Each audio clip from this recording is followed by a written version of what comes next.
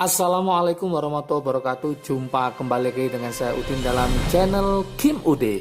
Asiknya belajar kimia. Materi hari ini adalah reaksi-reaksi lemak dan minyak. Ini adalah part yang ketiga. Part 1, part 2 sudah bisa ditonton di video sebelumnya. Part 1 tentang lemak, struktur dan penamaannya. Part 2 tentang perbedaan antara lemak dan minyak. Untuk part 3 ini akan saya bahas yaitu reaksi-reaksi lemak dan minyak. Banyak yang belum paham apa aja reaksi yang ada pada lemak dan minyak.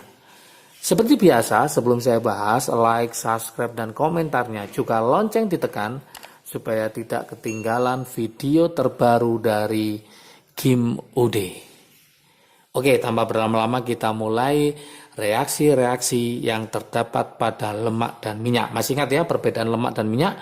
Minyak itu merupakan lemak di mana pada suhu ruangan dia berwujud cair.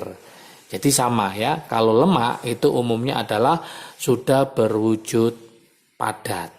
Oke, kalau lebih pahamnya silakan lihat lagi di part 2 tentang perbedaan antara lemak dan minyak. Kalau reaksinya sama, apa yang terjadi itu adalah sama. Reaksi yang pertama itu akan kita bahas adalah reaksi hidrolisis ya. Oke. Reaksi yang pertama. Itu adalah namanya reaksi hidrolisis. Dari kata udah kelihatan namanya hidrolisis, maka nanti ditambahi air ya, hidrolisis.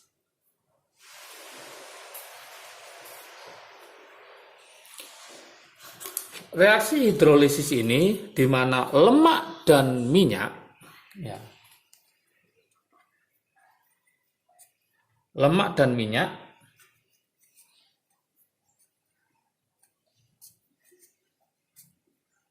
mengalami hidrolisis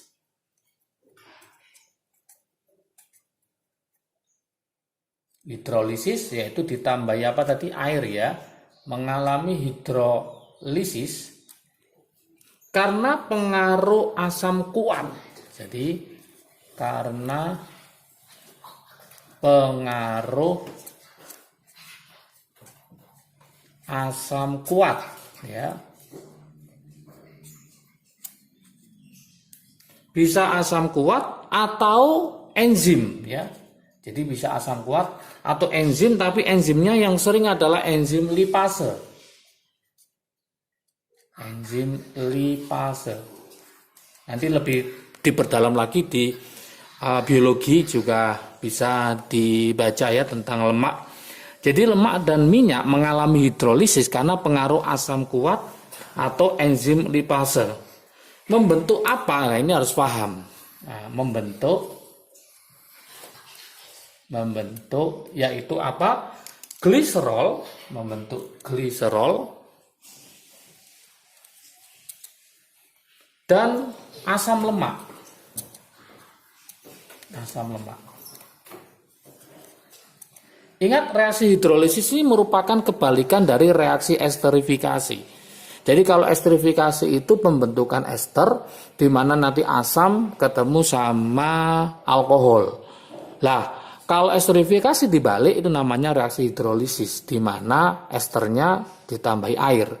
Lah, lemak itu merupakan ester ya, lemak dan minyak merupakan ester. Jadi kalau tambahi air maka kembali menjadi alkohol dan asam. Nah, ini namanya alkohol adalah gliserol dan namanya asam adalah asam lemak. Lah, gimana reaksinya? Nah, saya tulis di sini reaksinya ya. Oke, seperti kemarin harus paham. Nah, ini C, ini O, ini C, ini O, ini C, ini O, ya. Kemudian di sini gugusnya COO, COO ester, COO, COO. Oke.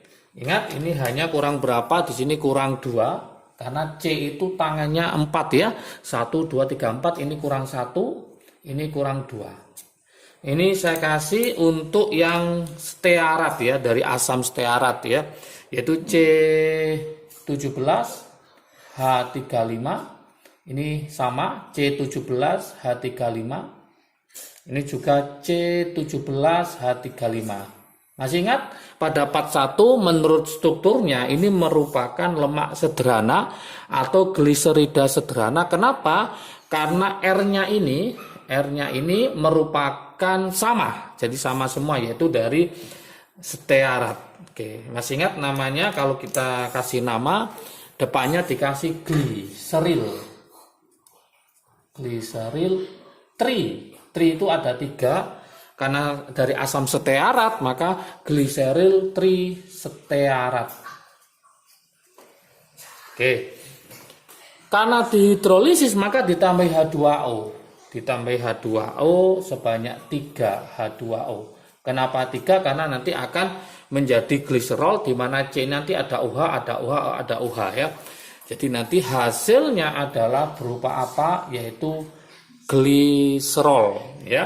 Gliserol rumusnya adalah seperti ini teman-teman semua. C, ini C, ini C. Ini ngikat apa? Ngikat OH. Berarti OH, ini OH, ini OH. Ingat sama, ini hanya kurang 2. Ini kurang 1, ini kurang 2. Oke, kemudian hanya yang lain itu akan mengikat sini jadi COOH. Jadi ingat H2O itu kalau kita ionkan, ya masih ingat itu adalah H plus sama OH min. 3H plus 3OH min. OH minnya sebanyak 3 ini akan bergandengan dengan CCC ini membentuk OH, OH, OH. H plusnya 3 nanti akan menggantikan posisinya di sini jadi COOH. Maka jadi asam stearat. Sebanyak berapa? 1, 2, 3. Maka saya tulis, saya tambah 3, gitu caranya. 3 apa? Yaitu C17, H35, kemudian COOH ya. Berarti COOH. Lah seperti ini. Jadi ingat-ingat teman-teman semua, menambah H2O sebanyak 3 supaya nanti jadi gliserol. Berarti OH sebanyak 3 ini masuk ke sini. OH, OH, OH. Menggantikan C ditambah OH, OH, OH, maka jadi seperti ini. Kemudian nanti jadi COO, COO, COO. Nah, supaya menjadi asam maka butuh H. H sebanyak 3 menggantikan posisinya CCC ini. Jadi nanti jadi C17, H35, COOH. Sebanyak berapa? Karena ada 3 maka depannya dikali 3. Seperti itu teman-teman semua. Berarti ini namanya adalah gliserol. Yang ini kembali menjadi asam. Karena dia stearat berarti namanya asam stearat. Nah, gitu. Jadi intinya apa? Hidrolisis pada lemak atau minyak itu hasilnya adalah gliserol dan asam lemaknya. Kalau dia pakai stearat maka jadi asam stearat. Kalau reaksi ini saya balik, gliserol ditambah asam stearat disebut reaksi apakah? Maka disebut reaksi esterifikasi, artinya pembentukan ester. Jadi kesimpulannya hidrolisis itu merupakan kebalikan dari esterifikasi. Oke, sudah paham ya? Jadi hidrolisis ditambah air, hasilnya adalah gliserol dan asam lemak. Itu reaksi yang pertama. Reaksi yang kedua yang nggak kalah menariknya adalah reaksi penyabunan. Nah, nomor 2 saya tulis. Nomor 2 adalah namanya reaksi penyabunan.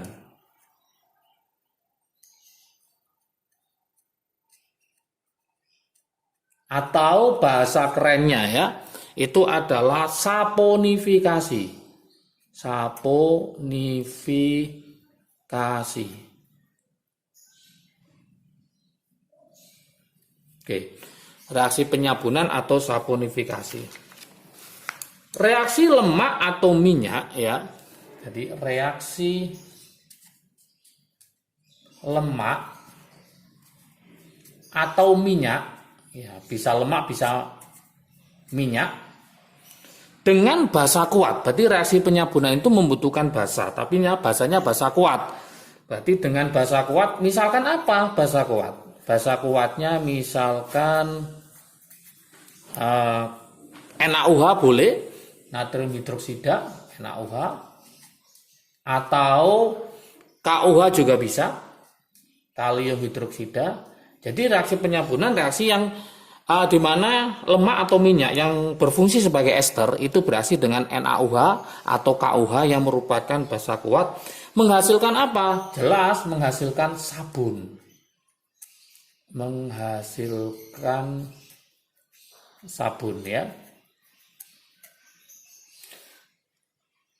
Dengan hasil samping,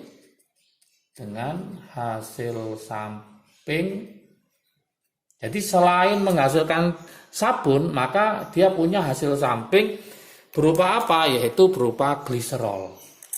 Dengan hasil sampingnya adalah gliserol. Jadi selain menghasilkan sabun, juga menghasilkan gliserol. Gimana reaksi yang terjadi? Nah, reaksinya gimana? Kita buat stearat sama ya, stearat, tapi kita reaksikan dengan basa ya. Sama modelnya reaksinya, saya tulis di sini. Berarti C CO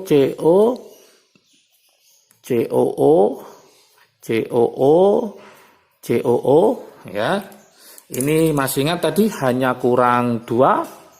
Ini kurang 1, ini kurang 2. Oke, stearat C17 H35 sama C17 H35 C17 H35. Direaksikan dengan apa? Dengan NaOH. Nah, karena ada 3 C-nya maka 3 NaOH. Oke. Hasilnya apa? Nah, hasilnya adalah gliserol. Berarti OH ini akan ke sini. Gandeng sama C sama C berarti ada 3 OH. Pas 3 OH. Maka nanti hasilnya adalah berupa gliserol sebagai hasil samping. Nah, saya tulis lagi. Nah, berarti ini langsung OH. Oke. Ini hanya kurang 2. Ini kurang 1, ini kurang 2, ditambah. Nah, ditambah apa? Berarti kalau ini kan H plus, jadi CH3, jadi COOH. Maka ini diganti sekarang Na sebanyak 3. Berarti nanti hasilnya adalah berupa garam atau sabun ya. Berarti nanti hasilnya adalah 3. Kenapa 3? Karena ada 3 ya. 1, 2, 3, yaitu C17 H35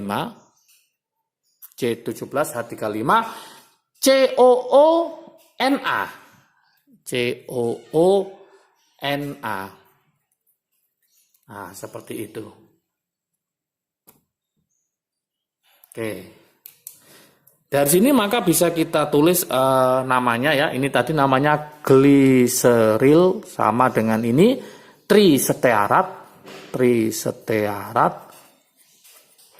dengan natrium hidroksida, hasilnya adalah gliserol sebagai hasil samping gliserol. Jadi nanti kalau ada pertanyaan pembuatan sabun itu hasil sampingnya apa, maka jawabannya adalah gliserol. Yang ini namanya adalah natrium stearat. Inilah yang dikatakan dengan namanya sabun. Jadi pembuatan sabun disebut saponifikasi. Pada pembuatan sabun itu membutuhkan basa. Basanya harus basa kuat ya. Basanya basa kuat, bisa NaOH, bisa KOH. Nanti arahnya di sabun lunak dan sabun keras ya. Oke. Inilah reaksi penyabunan atau saponifikasi. Bedanya kalau hidrolisis ditambahi air, kalau penyabunan ditambahi adalah basa kuat. Hasilnya sama, ada gliserol, bedanya ini asam stearat atau asam lemak. Yang ini adalah natrium stearat berupa sabun. Natrium stearat merupakan garam juga ya. Oke, itu reaksi yang kedua. Berikutnya yang nggak kalah menariknya adalah reaksi yang ketiga. Nah, reaksi yang ketiga. Reaksi ketiga ini namanya adalah hidrogenasi. Nah, hidrogenasi, penjenuhan nanti ya. Penjenuhan itu berarti awalnya rangkap jadi tunggal, hidrogenasi. Atau bahasa lainnya adalah adisi. Adisi hidrogen. Nah, hidrogen. Adisi itu apa? Penambahan. Berarti menambahkan hidrogen ke dalam senyawa tersebut supaya apa? Yang awalnya dia tidak jenuh menjadi jenuh. Yang awalnya dia rangkap menjadi tunggal. Itu artinya hidrogenasi atau adisi hidrogen. Nah, pada hidrogenasi ini terjadi reaksi penjenuhan. Ya, berarti reaksi penjenuhan lemak ya, karena kita konsepnya adalah lemak. Reaksi penjenuhan lemak atau minyak ya, lemak yang mengubah ya, yang mengubah.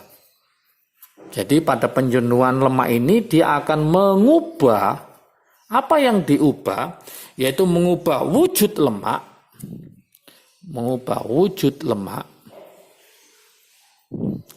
menjadi bentuk padat.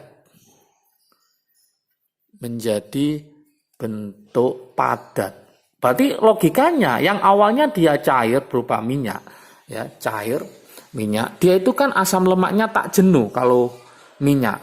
Kalau kepingin paham silakan nanti dilihat di perbedaan antara lemak dan minyak ya. Jadi wujud lemak itu bisa menjadi bentuk padat dengan penambahan hidrogen.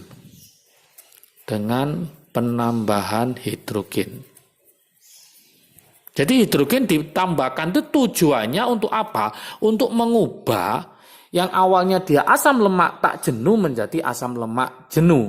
Artinya yang awalnya itu cair ya, dia akan bisa berubah menjadi padat. Karena menjadi jenuh itu menjadi padat. Masih ingat teman-teman semua ya? Oke. Minyak. Nah, minyak itu mempunyai titik leleh rendah. Mempunyai titik leleh atau titik cair itu sangat rendah. Karena sangat rendah itu, kenapa dia sangat rendah? Karena mengandung asam lemak tak jenuh. Nah, asam lemak tak jenuh. Masih ingat tak jenuh itu berarti ada ikatan rangkapnya. Nah, kata-kata asam lemak tak jenuh. Titiknya rendah, berarti wujudnya adalah cair karena dia mengandung asam lemak tak jenuh. Lah, konsepnya dengan menjenuhkan ikatan rangkapnya, dengan menjenuhkan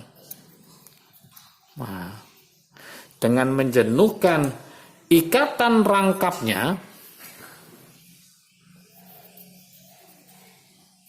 artinya dengan cara apa tadi? Dengan cara yaitu ditambah dengan proses apa? Dengan hidrogenasi tadi. Maka titik leleh minyak akan meningkat.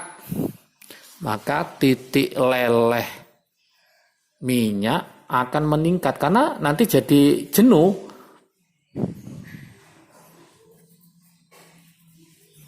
Akan meningkat lebih tinggi dari semula. Karena apa meningkat? Karena dia menjadi padat.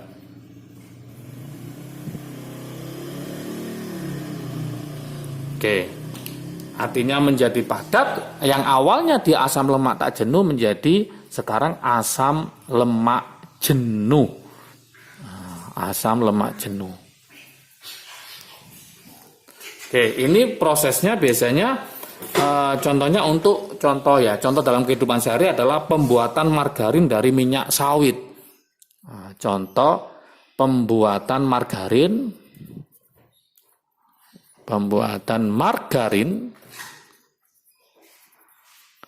dari minyak sawit. Jadi minyak sawit yang cair ya, itu dijenuhkan menjadi margarin. Ya, itu prosesnya berarti namanya hidrogenasi atau adisi hidrogen. Artinya yang awalnya dia itu cair dipadatkan dengan cara mengubah asam lemak tak jenuh menjadi asam lemak jenuh ya, dengan proses namanya hidrogenasi. Oleh karena itu, semoga nanti paham ya dari proses ini. Ini yang sering keluar. Ini yang sering keluar yaitu hidrolisis, reaksi penyabunan, atau saponifikasi. Yang ketiga adalah hidrogenasi. Ini juga sering keluar di UTBK sehingga harus paham teman-teman semua tentang reaksi-reaksi lemak dan minyak. Oke, semangat belajar, semoga paham dengan reaksi-reaksi lemak dan minyak. Berarti bab lemak dan minyak ini ada 3 part, yaitu yang pertama part 1, lemak, struktur dan penamaannya. Yang kedua, perbedaan antara lemak dan minyak. Yang ketiga adalah reaksi-reaksi lemak dan minyak. Semoga dengan part 3 ini teman-teman sudah paham tentang lemak. Oke, semangat belajar, jangan lupa jaga kesehatan. Salam sukses dari Kim UD, asiknya belajar kimia. Assalamualaikum warahmatullahi wabarakatuh.